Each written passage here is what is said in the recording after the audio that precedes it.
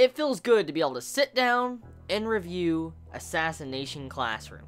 So today, I am here to bring you all an Assassination Classroom weekly manga chapter review, chapter 144. This chapter, we get to see both sides of the E-class. We get to see every student choose their side of which side they're going to be on, red team or blue team. And we get to see how the odds are stacked against blue team at the end of the chapter. So, to do a brief summary, I want to do a brief summary real quick. From what we see is, obviously from looking at the way the teams were stacked up in this chapter, it looks like blue team is outnumbered. Like, it looks like red team has a lot of manpower, has a lot of specialists, has a lot of strong people, a lot of people that are really good out in combat. I mean, that's kind of how red team is built. And then you have it to where blue team, I noticed a lot of the characters were intelligent characters, or characters that used very subtle tactics with, you know, technology and stuff like that. So, obviously, there's a huge distinction between these two different teams, but from the first glance of looking at these teams, if you were to quickly glance over them, obviously it looks like red team has the advantage, because, I mean, they have all the strong, heavy hitters on their side.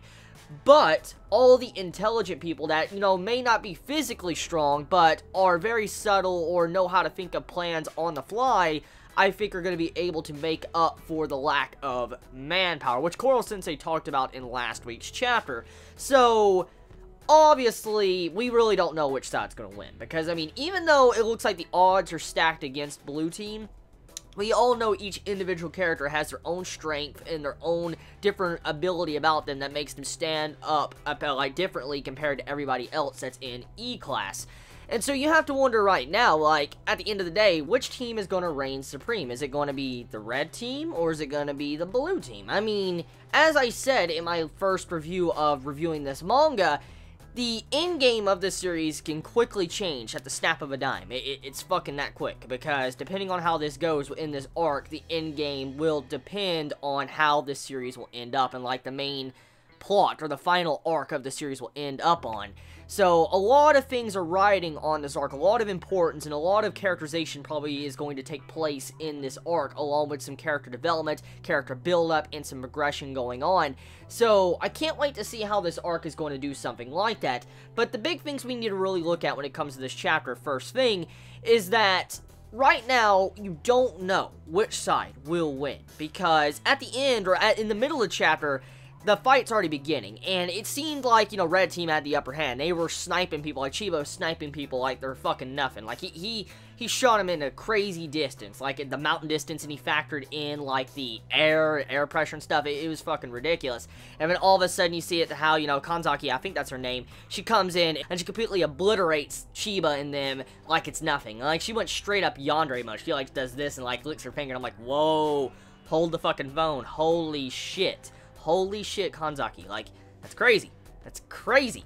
So, I mean, obviously, from that, we don't know what to expect, and that makes me quite hyped, because usually when you get into these type of arcs, you don't really know what team is really going to reign supreme, or you know what team is going to reign supreme, and so I'm glad we don't know what team is going to reign supreme, because it's up in the air. Each individual person like that we've seen throughout this entire series of Assassination Classroom chooses their side. Like, we get to see them, you know, choose the red team or the blue team, and there was one individual that, you know, was kind of funny. It was kind of funny at first, but it kind of just shows you how intelligent Ritsu is. Our little, you know, android girl, you know, robot girl that, you know, is kind of like an AI Ritsu, she chooses the neutral side. She's working on both sides, because with her logic of what she says in this chapter, she says that since my entire objective and my goal of being born was to take out Coral Sensei, like, I was born to kill him, and then coming to calculate and figure out that he is very vital and important to this planet after, you know, finding out his, you know, true backstory,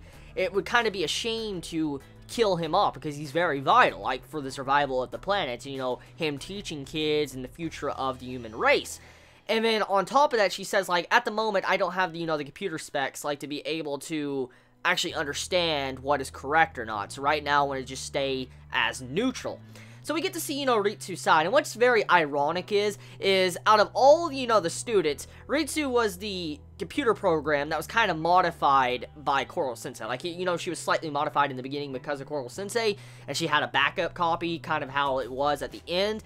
Well, what's really entertaining is like, she was kind of taught by Koro Sensei, and it's very funny how she was done like that, and she came to that conclusion after, you know, she was slightly modified by Koro Sensei. So, very adorable, and it just goes to show you that Koro Sensei's logic, you know, he's best sensei, he taught, you know, her what to really think about this entire situation.